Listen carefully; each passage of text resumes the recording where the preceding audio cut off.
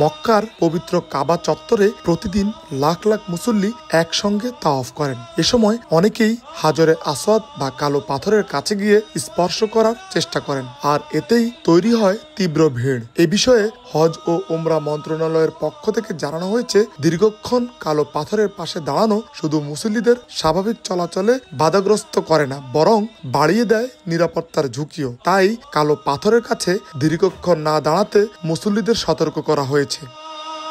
কালো পাথর স্পর্শ বা চুম্বন করা একেবারেই বাধ্যতামূলক নয়। তাওয়াফের মূল ইবাদত এতে কোনোভাবেই ব্যাহত হয় না। বর্তমানে সৌদির ভিসা প্রক্রিয়া সহজ হওয়ায় ওমরা যাত্রীদের সংখ্যা আগের চেয়ে বহুগুণ বেড়েছে। এতে তাওয়াফ চত্বরে অতিরিক্ত চাপ সৃষ্টি হচ্ছে বলে জানিয়েছে মন্ত্রণালয়।